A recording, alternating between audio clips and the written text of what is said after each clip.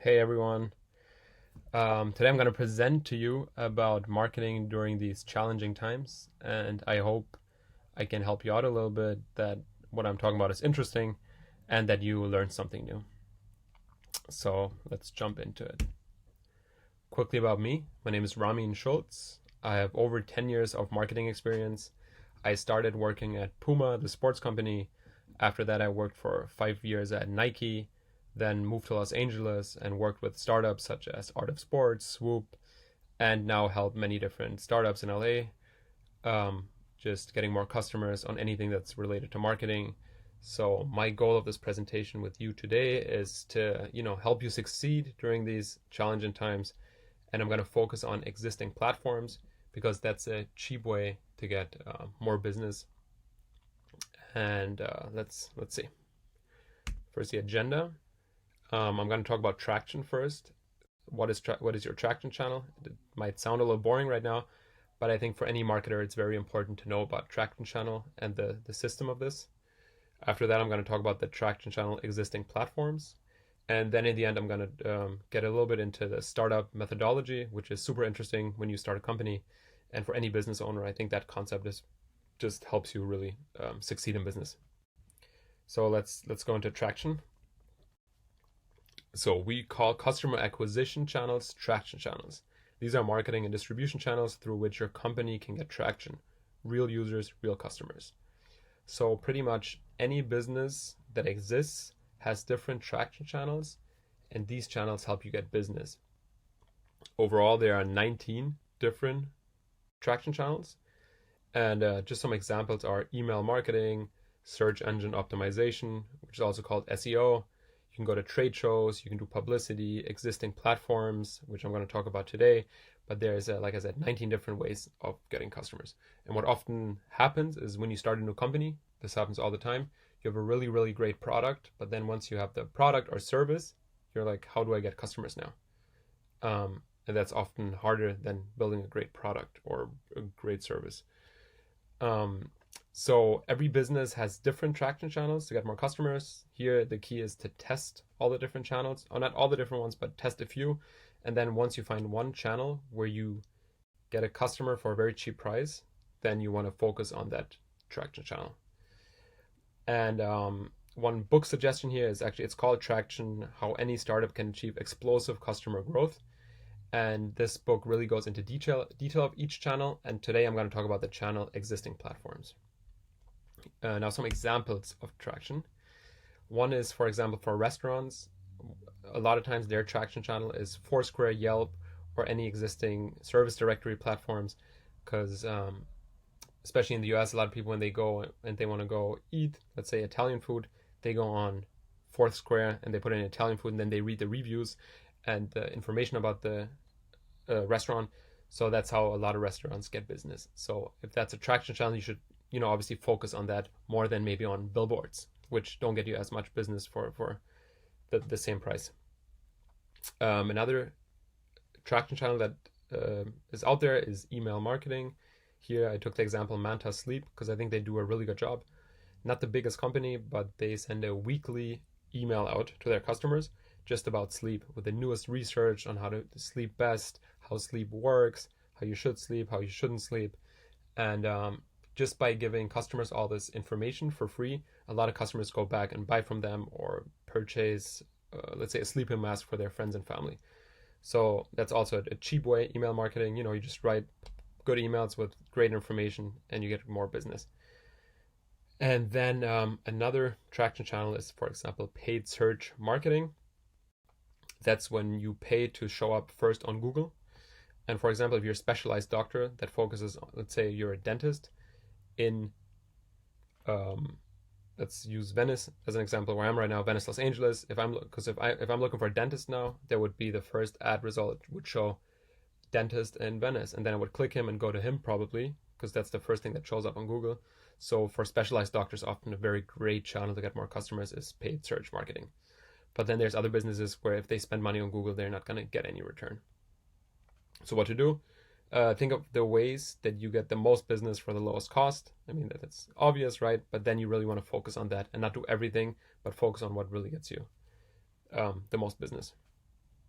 And you should always test new ways to get customers. And then if you find a cheap way, focus on that way.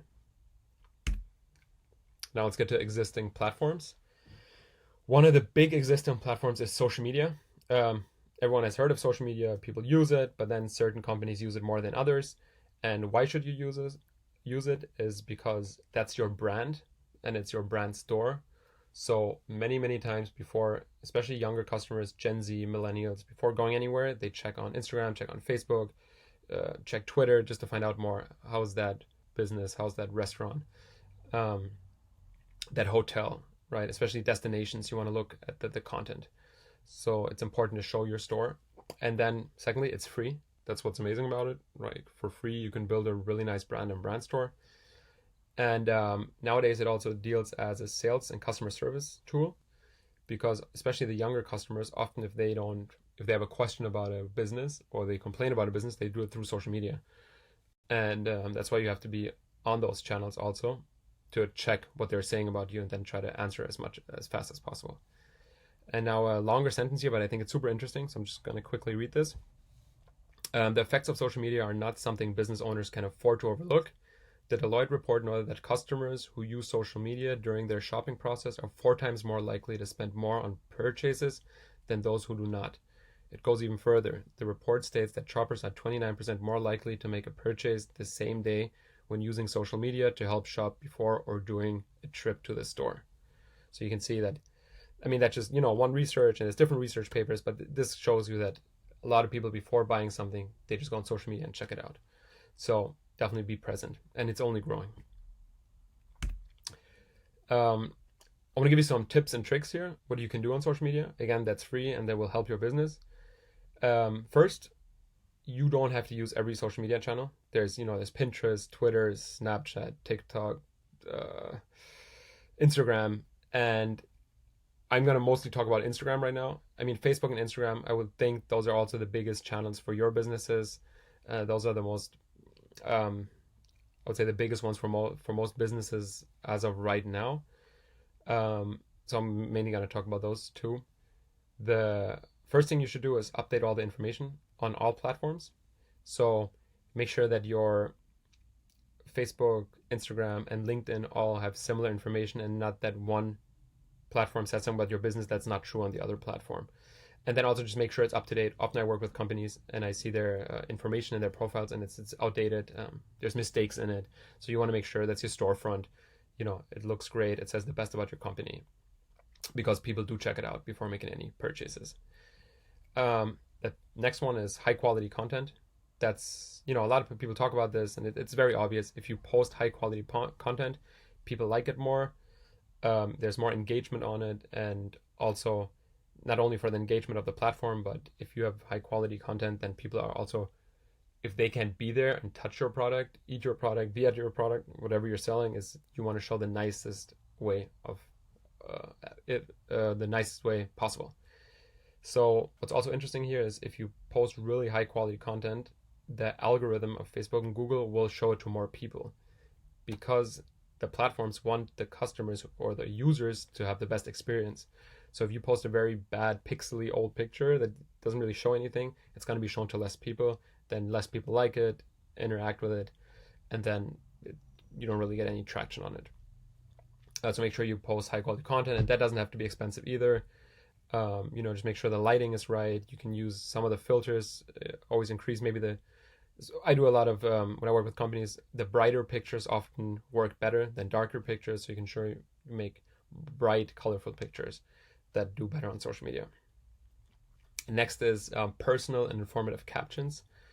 What also works very well is if you post about your business and you give them a personal statement with it of how your business is doing, who you hired, what you've been up to, what's working well, what hasn't been working well, and with information, because then people actually spend more time on your post.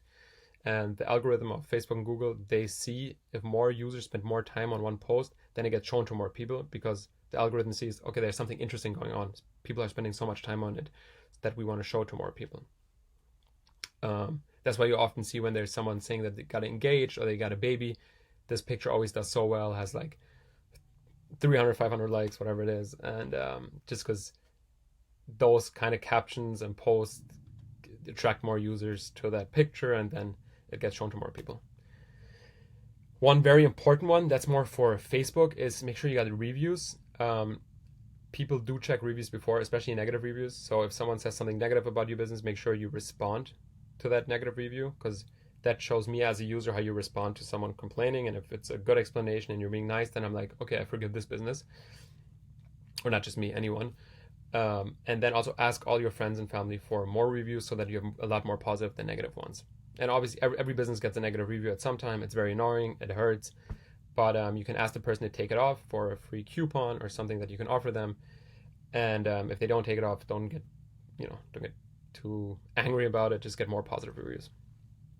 And it's also important, not just for reviews, but in general, if someone asks a question under a picture or makes a comment, respond nicely to them, because it makes the user happy that commented, and it also shows the other users that you are active and showing a nice experience to that customer.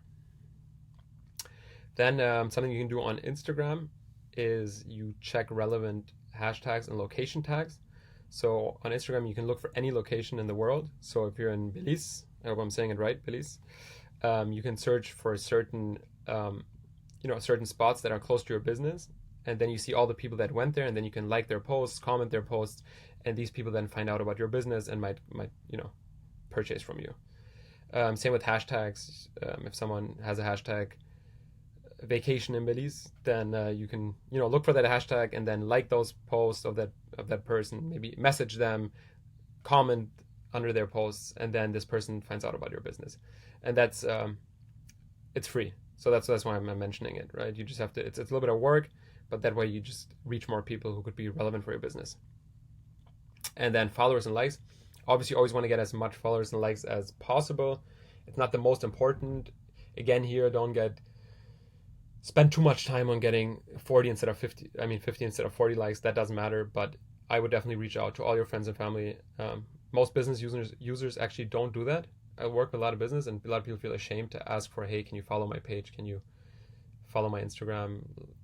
So just reach out to everyone and say, hey, if you want to support me, follow our page. And that makes your business look bigger. And then the more followers you have, to a lot of people, you look more legit. And a good way on social media is always if you partner with other businesses. Let's use Instagram as an example.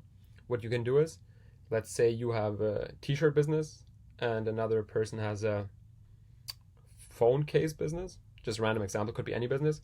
You can say that, hey, let's give away a free t-shirt and a free phone case if people participate in our giveaway. So you do a giveaway and say, you both accounts post, and you say, hey, you have to follow our account and the partner account, the other business, and then tag 3 friends under the post to win a free shirt and a free phone or whatever it might be, phone case.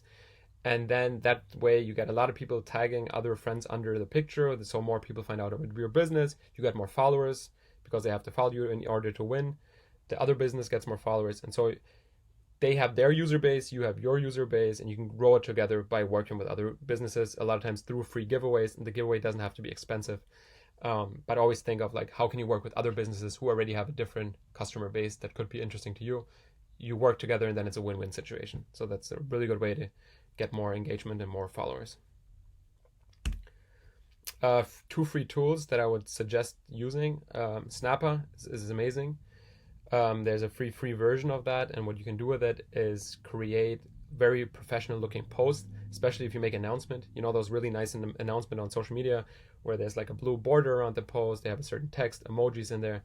You can do all that with Snappa. You don't have to pay a designer to do that. You don't have to learn Photoshop. It's really drag and drop. You can tell them what format you want to use, and then just upload any pictures, write any text into it, and that way you have a really nice brand when you post something, and it's free. If you post a lot on social media, let's say like once a day, you can use Hootsuite, where there's also a free version, and there you can schedule posts. So you have a calendar, and you can say, for the next 30 days, I want to post a picture every day. You drag them in there, write the caption, so that you don't manually every day have to upload, a picture with a caption and hashtags and all that. So you just do it in advance, or let someone else do it for you if you have an intern or someone that helps you. And that's kind of automates your posting. But that's more for if you post a lot, actually. And then quick to-dos is, as I mentioned, ask all your friends and family to, I would say, follow and follow your Instagram account, like your Facebook page, so you have a bigger list. Um, Reach out to your email list for the same, right? If you have existing customers, they already like your business, they want to help you right now, so reach out to them, and also ask them for positive reviews, which is again on the Facebook page. Partner with other companies. Think of other companies right now that you can work with that is similar to your business, where you can leverage each other's customer bases to grow. And always a good idea is if you want to do social media, but you don't really have a good idea about how it works and you don't want to learn too much about it, the younger generation, like young students, younger people who want to do an internship, they live on social media. They're on Instagram, TikTok, all these platforms all the time. And even I'm very good with Instagram marketing, but TikTok is the newest, and I'm okay. I don't I don't spend too much time on it. But if I wanted to run a business now, I would probably hire like a younger person than me who's on TikTok all the time and just tell them, hey, what's cool on this platform? What do people do? What would work? And get their advice, and maybe have a younger intern, because the younger people are usually cooler than the older people. They understand better what's going on. So if you want to use social media, you can just get an intern who wants to learn, wants to work for a company, and I'm sure they can do a great job. Let's get to the other existing platforms, which is web directory services. That's something like TripAdvisor, Google My Business, Yelp, and other travel websites. Now, I know that these can be annoying. Often they want money from you, you get bad reviews, you don't show up. So I've worked with many of these companies, especially Yelp. I personally don't have the greatest experience with, because they want you to pay to get, be shown on top of the page, reviews. But all that set aside, it's still important. If people book your business, they're going to read reviews, right? And if there's more bad reviews or a lot of bad reviews and no positive reviews, you can be sure that a lot of people are not booking or not buying from you because of that. So you kind of have to play the game here, and just make sure you have a good presence on these pages. And again, I would ask friends, families, existing customers if they had great experiences, and just say, hey, right now is a hard time. Everybody wants to help each other. Could you please leave a review on my page? And that way you can, on all the platforms that are relevant for you, there's so many, but you know which is relevant for you, just make sure you have a lot of great reviews there. And like I said, there's always going to be negative reviews, which just happens. So make sure you have enough positive to balance out the negative ones. And then you just get more business. Now, quickly, I hope you're still there with me, not too bored. Let me quickly talk about the lean startup methodology. I love that. It's so important, I think, for any business, especially if you're starting a company, but also if you own a company. So the lean startup is an approach to building new businesses based on the belief that entrepreneurs must investigate, experiment, test, iterate as they develop products. So what that means is often you have a great business idea and you work, let's say, for 2 years into building this one product, but then you release it and you realize that worst case, nobody wants that product because you didn't think of everything, because you always have your own biases of what you think is great, but that might not be great to everyone else. So the lean startup says that if you build a new product, a new feature, if you have a new idea for your existing business, test it, right? So a very easy way to test something is sending an email to your customers and say, hey, let's say you have a t-shirt business and you want to add a new pink shirt. Hey, everyone, we're thinking of adding this new pink shirt. Would you buy this? Could you give us feedback? And then some people might say, I like pink, but I don't like this type of pink. Or no, I would never, or everyone says I would never buy that. And then you're like, smart. Okay, now I don't have to buy 1,000 shirts and they're just in inventory. Nobody wants them. Or maybe everyone likes the shirt, but they want the logo on it. So you can save a lot of money, cost, and resources just by the lean startup methodology, where you don't go full out and make this whole investment into something that you wouldn't know that it's going to work. Actually, a lot of tech companies do that all the time. Before spending years of developing a product, they test it for a few users. So if you ever look at your Instagram or Facebook, you see that often your timeline looks different than to a friend's or a family's timeline, because that's Instagram is testing a new feature or a new look to certain people and see how these people react with the platform. And if they realize that certain people never click, let's say they release a new Instagram interface to 2,000 people and no one clicks a certain button, a new one, then they know, okay, we shouldn't do this because people don't actually use it. Or everyone uses a certain feature, then they're like, oh, okay, we should go with it. And that's just smart to always save your resources. Don't go all out. Don't buy inventory that you can't recoup later. So here I wrote, before investing a lot of money and resource into a business or new idea, test the idea and validate it. Get feedback from customers and iterate. After that, improve again and test again. So all the best companies in the world, they get a lot of customer feedback. I mean, we did that at Nike all the time. We always invited athletes and asked them about feedback, what they like, what they don't like, what they would like to have. And based on that feedback, we built products rather than building products and then nobody wants that product. So the lean startup methodology is applicable to many different of your business. So if you want to start a new company, if you want to add a feature to a product, if you want to add anything new to your company, make sure you test it, get feedback, and then build on that. I hope that helped. So my conclusion is now that often marketing doesn't have to be expensive to achieve a return on investment. Use existing tools and test different traction channels. So, the best idea is always to test new channels, have an idea, and then write down what your idea is, test it, ask customers, ask friends, anyone who interacts with the business, and then if people react positively, you can really go out and produce that product. And like I said, there's always a cheaper way of testing something before putting all your money into something that might not work. So I think that's it for today. I hope you learned something new. I hope this helps. Just let me know. I want your honest feedback. And if there's something specific you want me to talk about or that wasn't clear, I can always, focus on something else on marketing. I chose the existing platforms because they didn't cost any money. They are easy to implement. And I hope this is something you can do right now to help your business. Thank you very much, guys, and see you.